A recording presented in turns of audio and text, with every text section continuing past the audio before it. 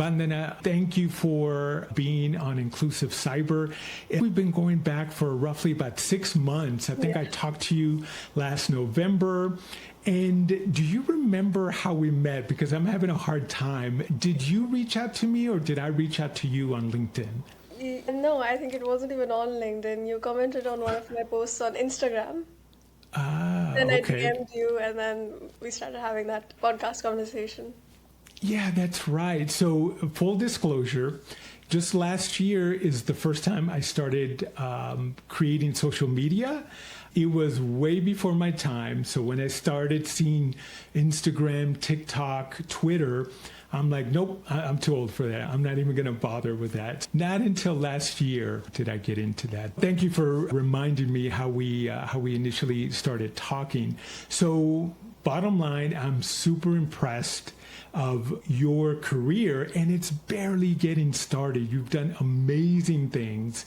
And again, I'm super honored to have you on the show. But can you provide just a quick overview of your career so far for the audience? Thank you so much for having me here. I'm Bandana, or as some in the audience might know me, Hack with Her. Hack with Her is basically what I call my personal brand. I would describe myself as a somewhat cybersecurity researcher, since currently I'm working on research in the field of adversarial attacks on large language models, and I will be revealing that very soon. So it's a secret for now. But currently, I'm a cybersecurity ambassador for the National Initiative for Cybersecurity Education in the US.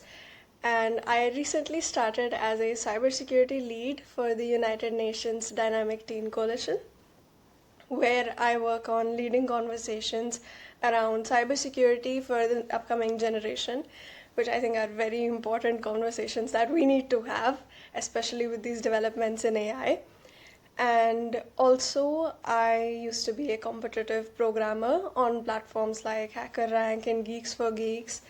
And yeah, and I currently create my own content as well. And somehow I tricked around 30,000 people into following me on Instagram.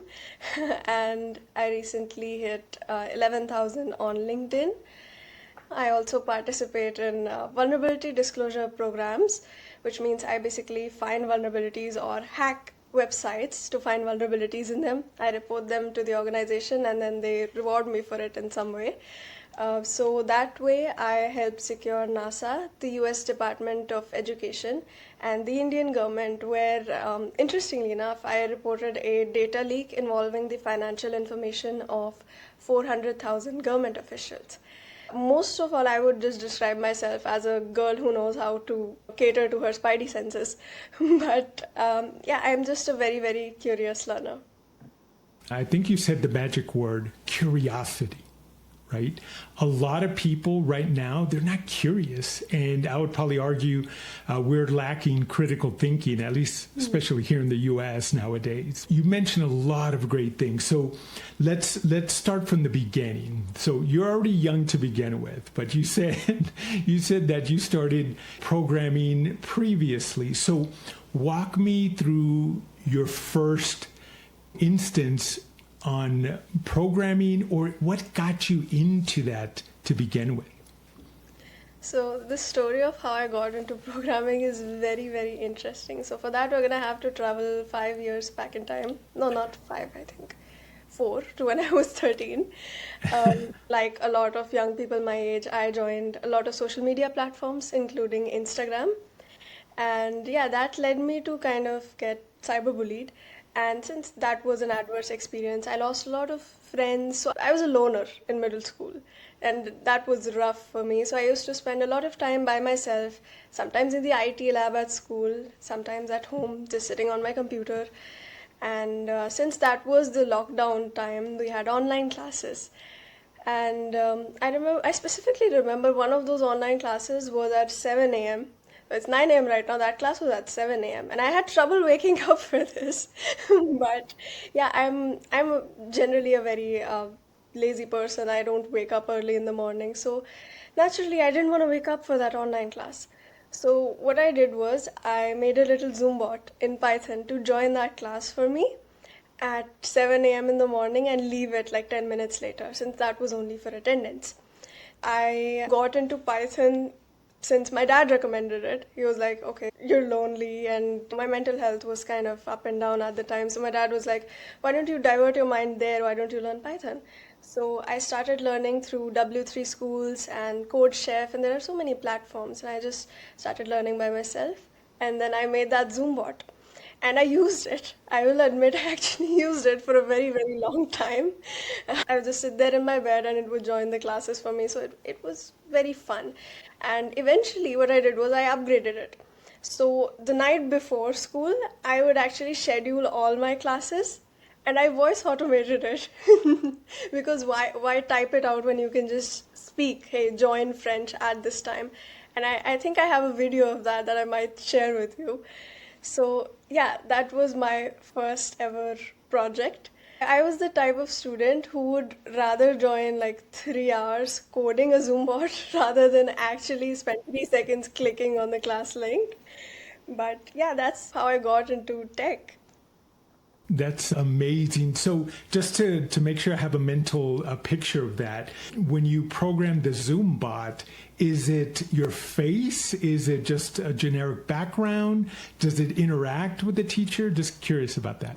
Nah, it didn't interact with anybody. It just joined there, kept my video and everything off, just stayed there for 10 minutes and then left. Oh, got it, got it. That makes sense there because now with deep fakes, Yeah. and I've actually started, not to go off topic, but I started playing around with one of my pictures that I had professionally when I was working at a consulting firm, and it's able to introduce language, so it starts changing, and whatever text I put there, it started changing, lip syncing to the text. It's just crazy. It's kind of freaky looking. I don't know if I'm going to put it online, but we'll see. So early on, your father put you down this track to learn Python. So you're learning it. So after the Zoom bot, where else did you go to gain additional resources and look at the next thing of your early career? Yeah, after that, my brother was actually in college pursuing a degree in technology at the time. So he had joined a coding class. So I would just sit there with him and listen there. And one of his mentors actually recommended that he start competitive programming. So naturally, me being a curious little kid, I also started competitive programming in Python. And so I joined Code Chef, Geeks for Geeks, Hacker Rank, Lead Code. I basically joined all the platforms out there, and I started solving data structures and algorithm challenges on there. And I got a few certification exams from Hacker Rank in Python and SQL. And I also participated in a lot of competitions on Code Chef particularly. I remember they had their monthly challenges, so I would just participate in them with my brother, and that was just really fun. And so would it be safe to assume that your brother was one of your first mentors supporting you? Yeah. Outside of your brother, and then your father kind of helped you out, were they encouraging you to keep on doing these hackathons and additionally moving to other parts of cyber? Actually, I think aside from my dad and my brother, I think I didn't mention my mom is actually one of my biggest mentors. Even though, like, she's also a technology girl. She did her master's in computer applications, and even though, like, she doesn't fully understand parts of what I do, she just listens to me and she's so proud of me, and that just motivates me a lot. And since the beginning, she has been proud of me since I made my first Zoom bot. See, the thing is, the education system in India requires that if a child wants to do something in the field of engineering, the kid has to devote all of their time to academics. So as soon as I hit ninth grade, my parents were like, okay, you need to put a pause on the coding thing for a little while. Because of course, see, they were worried about me, and they just wanted me to have a very good future. I kind of listened to my heart there, and I was like, okay, no, I believe in myself. I can study and I can code, I can do both. So I wanted to make my parents proud both ways. So I did. In the 10th grade, I remember we had government exams. So I was the school topper there. And I was also learning cybersecurity side by side, but my parents didn't know about it at the time. Actually, the thing is, in 2023, when I got my first internship and my first podcast, actually, in the month of August and September, when I told my parents that I'm doing cybersecurity. Well, I didn't actually consciously tell them. My dad accidentally found my LinkedIn. So, yeah, the day I got on my first podcast, actually, the host was Miss Michelle Edmondson. She's so sweet. She's just awesome. She actually helped me set everything up and she got the promotional video up the same day as my dad's birthday. So I got to surprise him by telling him that I'm actually in cybersecurity through the podcast. So it was just amazing. That's a perfect present for your parent there. So I'm sure he was definitely proud of you. So you mentioned at the beginning of the call all these different organizations, or actually even before that, you said internship. How did you go about getting an internship? Because I know a lot of students that are trying to get into cybersecurity. What advice would you give students to land their first internship? So the one piece of advice that I would actually give is to document your learning and learn in public. I know it's hard to climb Cringe Mountain. And basically, for those of you who don't know, Cringe Mountain is something that I learned from my manager at the UNDTC. She taught me that you basically have to get over a lot of cringe to climb higher up that mountain. And that's something that really resonated with me as well. So I think you should definitely climb up Cringe Mountain, learn in public, and start personal branding. Now, what that means is you have to demonstrate your knowledge online so that you find peers and you find mentors and recruiters who notice you and recognize you for the work that you've actually done. And personal branding, I think, is something that a lot of people don't do because primarily they confuse it with content creation. What I would say the main difference between personal branding and content creation is that personal branding is for your own good and demonstrating your knowledge, whereas content creation is for the entertainment of your viewers. You can be like me and always do both. If you're specifically just looking for internships and stuff, you should start personal branding. I discussed this with David Meese. So I think networking was the one thing that actually helped me get that internship at the time. It was the Microsoft Future Ready Talent Program internship. And there I learned how to build a network monitoring app in Azure. So that was really awesome. And I had a couple of friends with me there. So it was just an awesome experience. Bandana, you said a lot of great things, and I'm just trying to remember everything. So let's back up just a little bit. So you mentioned two key things. One, networking, but then also the content creation and personal brand. So let's start with personal brand and content creation. So it's just amazing, again, at a very young age, you developing your personal brand. So full disclosure, for me, personal brand, you would have asked me 4 years ago, I would say, I don't know what that is, right? So it's something that I think social media and just technology has given us the capability to do the personal brand. So I appreciate the distinction that you mentioned for both of those two. But there is, I'm going to play devil's advocate. Some of the feedback that I get, sometimes personal branding is like bragging. Oh, I did this, I did that. So how do you break that, or how do you distinguish your personal branding, which I think both you and I understand, but individuals that are scared to make it look like they're bragging about what they've accomplished? So I think this kind of circles back to Cringe Mountain, and there's a certain amount of bragging that you have to do for the work that you have actually done. Because see, nothing good comes easy. And if you want to actually set yourself apart from a lot of people that are applying for these jobs and internships, you kind of have to climb Cringe Mountain. The bragging part, I do think that somewhere it looks like people are bragging. But if you do respect your roots and your background, you should definitely pay back to the community as well, which I've noticed a lot of people who do personal branding participate in a lot of volunteering and giving back to the community. So I think it definitely compensates there, because I get that personal branding gives you an unfair advantage as well. But if you have done the work and if you've worked hard, I think you definitely have some bragging rights. Yeah, no, I love that. And I definitely agree. There's a right way and a wrong way to do personal branding. So let's move on to the next topic. You mentioned networking, which I agree with you 100%. Networking is key. So how did you initially go about networking? Did you just reach out to people on Instagram? You said you even have your LinkedIn profiles. I just got an email just recently congratulating me that I've had LinkedIn for 12 years. I never knew that. I think I've been using it for the past 3 really intentional and putting content there. So what recommendation would you give people to build up their network initially if they're starting from zero? So I think the biggest problem that a lot of people encounter while networking that I also faced was that I'm a shy kid.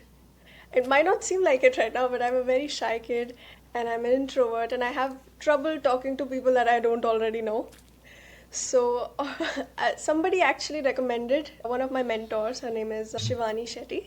She actually recommended that I started personal branding a long time ago. So I kind of listened to her there. And my networking journey goes a little further back. What I learned is that the best way to network with people is to actually just climb up Cringe Mountain, put yourself out there. The worst they can say is no. So what I did was I was selecting my niche in cybersecurity. Cybersecurity is very broad. So I was looking for a niche to kind of focus on first. I did get into OSINT challenges through TryHackMe, but I wasn't sure if I wanted to, really get into it as a career option. So what I did was I looked up people who were actually working in the field of OSINT and incident response and digital forensics, and I started DMing them on LinkedIn. I asked them specific questions like, what's a day in your life like? What do you like? What tools do you use? What kind of a mindset do you follow? What do you think I should do? What certifications should I do? And I asked them a lot of specific questions.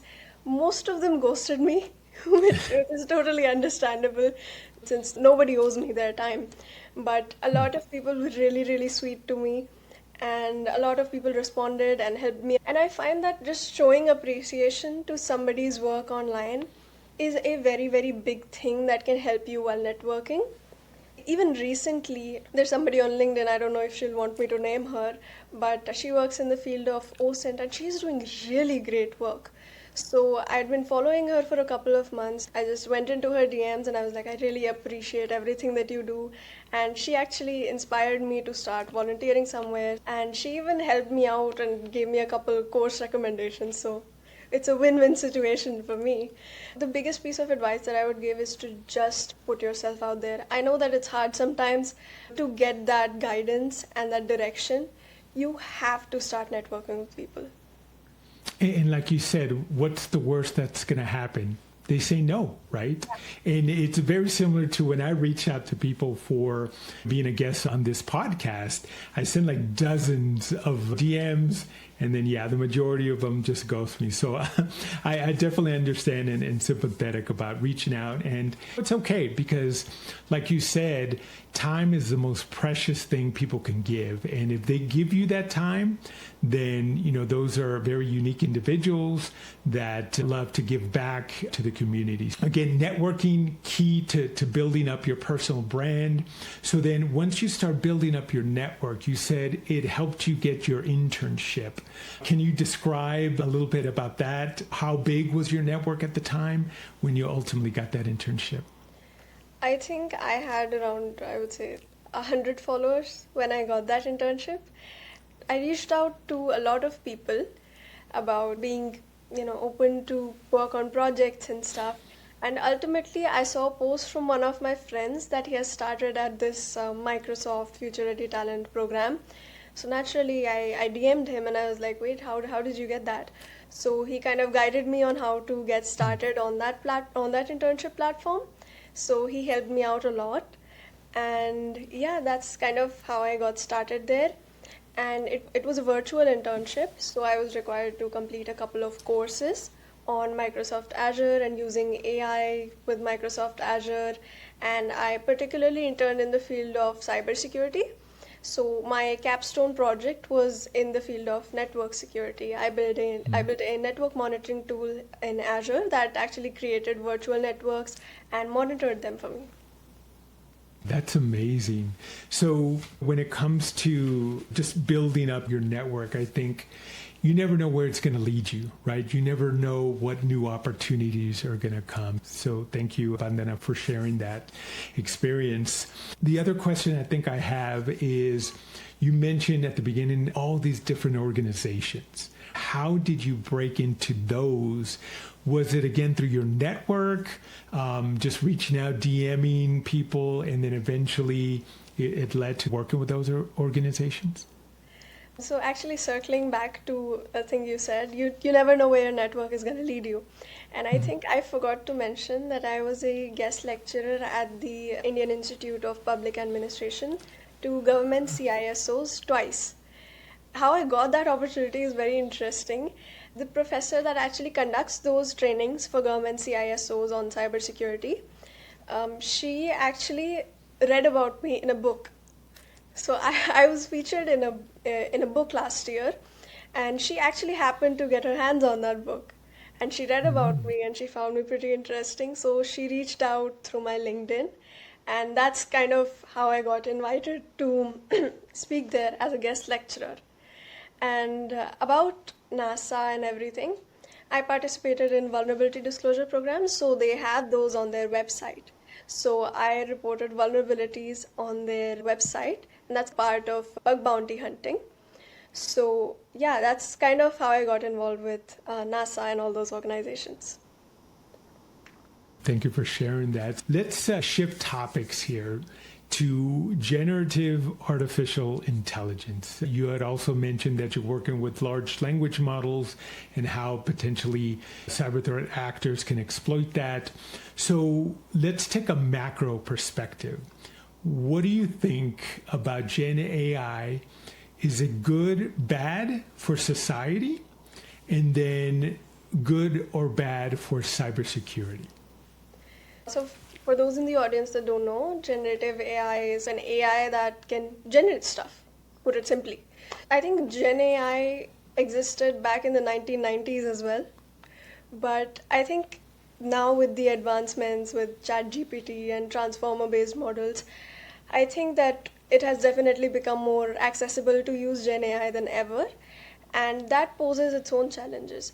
Now, bottom line, I would actually say that Gen AI is a tool, and it depends on how you actually use it. Now, security wise and generally also, there are two aspects to it. Now, I'm going to explain through an example. In Canada, I think there's a service that uses Gen AI to provide mental health care access to kids. And I think that's a very, very positive use case to Gen AI. But on the other hand, we had a case in the US where a child was unfortunately killed because he listened to a character.ai bot, and that bot kind of told him to do it. So it's a very negative use case. So you have both of these things in pretty much, the same area, but both of them contradict each other. What's different? It's about how secure the AI actually is. Now, this actually comes back to the two aspects I was talking about AI security. First of all, it depends on the person who is using it, what kind of intentions that person has. Now, for that, the example I can give you is WormGPT. So, WormGPT is an AI model I think it's based on ChatGPT, and it's a jailbroken version of ChatGPT that's used to make business email compromises and stuff. It's a very negative use case of Gen AI. But on the other hand, you have ChatGPT that's boosting people's productivity. So, first of all, Gen AI depends on who is using it and how they're using it. It depends on the intention of the person. And secondly, it depends on the cybersecurity professionals who are securing that Gen AI, right? It's our duty to make sure that it's not used in a very horrible way. So that's kind of one of the things I'm working on. I'm working on jailbreak attacks on large language models. So jailbreak attacks are basically prompting the LLM a certain way to get it to bypass its safety guardrails and produce something that's harmful. And I'm working on a sort of defense for those jailbreaks. Insightful response there, Bandana. And I agree with you 100%. It's going to depend on the end user, right? Back when the automobile was first introduced, it was supposed to take people from point A to point B. But then as it started getting faster, it became dangerous because now people are just driving super fast there. The way you responded to that question is definitely on point there. So when it comes to the large language models and the jailbreaking, have you seen adversaries actually try to break into LLMs? Because I haven't really done any research on that. So I would love to find out if they're actually trying to do that. Yes, as I mentioned, I think I'm not fully sure about this, but I read somewhere that Worm GPT and Fraud GPT are jailbroken versions of ChatGPT. So I think that's definitely a use case. And I myself discovered some ways to get ChatGPT and some other popular AI models to produce harmful information. So it's not all that hard to jailbreak these AI models. And I think somewhere security professionals are just trying to keep up with the pace, the way things are developing. Yeah, technology as a whole is just going super fast. So the adversaries are always on top of it. There's no bureaucracy, there's no guardrails stopping them. And unfortunately for businesses and governments, there is a lot of red tape to make sure that we're doing it that benefits society as a whole. So definitely on point. So in regards to you being in the industry for, I would say, 4 or 5 years, what is the biggest thing that has surprised you so far? The biggest thing that surprised me was that I had only watched movies before I got into cybersecurity myself. I used to see all these hackers in movies and they wore hoodies, and I thought cybersecurity was such a technical and such a magical thing, to be honest. It was like technical wizardry. But when I'm actually getting into it, I realized that security is so human centric. And humans actually tend to be the weakest link in cybersecurity most of the time. And that kind of made me realize how important it is for humans to actually be aware, because the human layer of security is really underrated. For the 13-year-old girl that I was, it was very underrated. And yeah, that's one of the things that surprised me once I got into security. I'm just floored with your response because it's just, you already know, I think, what a lot of people fail to understand in our industry. I think we look at problems in society and how technology is going to help us solve that. Or even within a SOC, we need a specific security tool to alert on certain detections or certain techniques, tactics, or procedures that the adversaries are using. But at the cost of pushing the people outside, it's like, well, we spent all this money, it should help protect us. But no, I think at the end of the day, to solve our biggest challenges, people still have to be involved. And you already identified that at an early age. A lot of people are still looking at it from, well, it's a technical problem, so we need to solve it technically. And I think the key is it's a collaboration or a symbiotic relationship between people and obviously technology. The reason we're having all these data breaches is because we're relying too much on technology. So, Bandana, moving on, if somebody's reaching out to you in your LinkedIn or in your social medias for help, it could be a student or it can be a transitioning professional coming from the medical field, coming from legal profession, etc. What advice would you give to both of those groups on how they should gain entry into cybersecurity? So I do get a lot of those DMs, and yeah, being a student myself, I usually refer to those people as sir or ma'am. So I think that's something that's kind of funny. But yeah, I discussed this with a cybercrime investigator here in India in an Instagram live. I think you liked that recording on Instagram, but Yeah, I remember that. Yeah. Yeah, so there were, I think, 1,200 students in that live session. So it was huge. I think tens of students actually asking us questions in the chat, and we were trying to like get them actually into cybersecurity. So the person that I talked to is a very, very experienced cybercrime investigator in India. He has his own firm. And our whole discussion kind of circled back to just one point at the end. And it was that to get into cybersecurity, what you need to do is first of all get some basic knowledge, like a fundamental certification, because I know certifications are necessary for recruiters and stuff. So for that, we kind of settled on, the ISC2CC, CompTIA Security Plus, and then you kind of get into just any niche of your choice, right? You don't have to overthink it at first, because again, I started with OSINT and now I'm working on LLM security. Just pick a niche, explore it, read some articles, some blogs about it, solve some challenges, and side by side, start branding and start networking. So I think that's kind of a general roadmap on getting into cybersecurity. And what I found is that a lot of the roadmaps that are given online, now, no hate to anybody who develops those, but a lot of these roadmaps don't fit everybody. Of course, one size is never going to fit all, but you just kind of need a general flow as to how things go.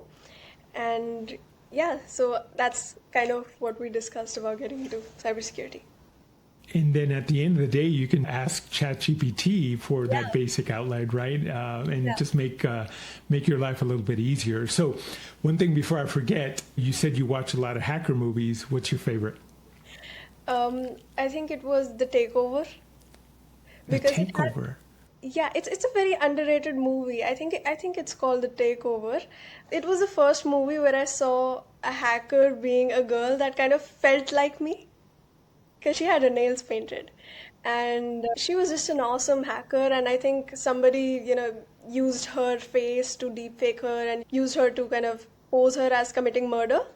So the whole movie is about that and how she kind of hacks them back. So it's a really fun watch, and I think you should definitely watch it. Yeah, I actually haven't heard about that, so I'll definitely put that on my watch list here.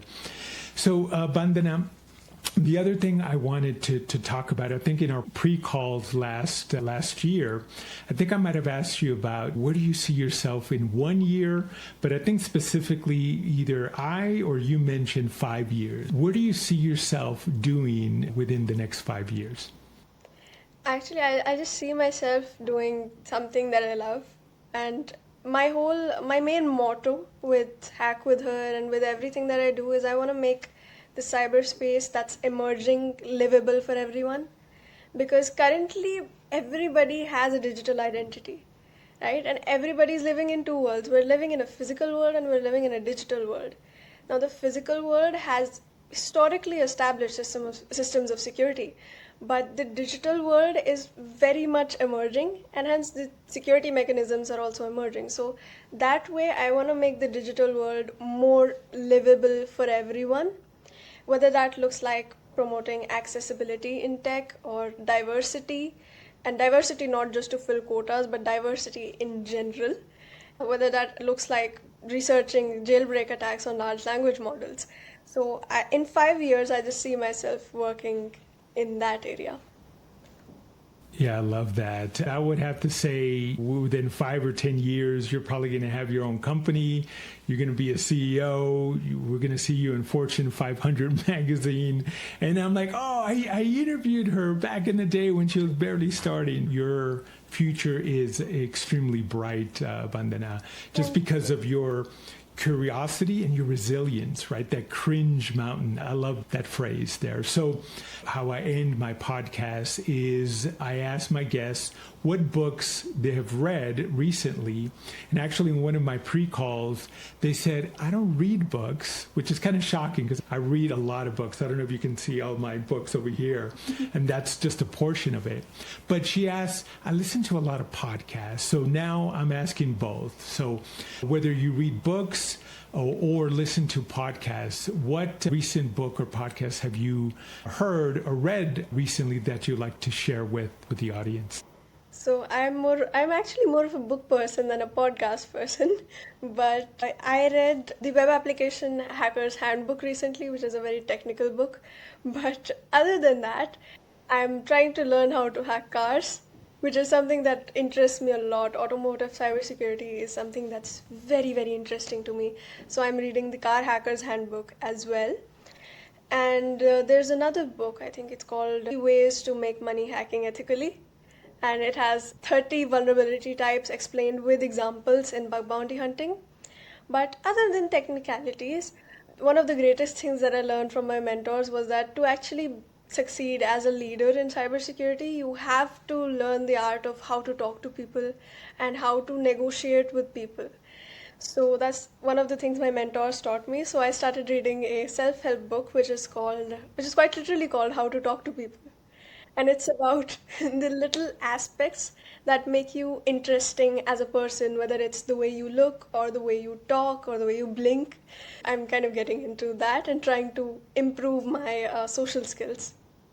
I personally think there's nothing to improve. I think you're already there. So with your social media, your presence, your content, and personal branding, I think you've already mastered that. One recommendation would be Gary Vaynerchuk. He's kind of a marketing genius. I don't know if you're familiar with him.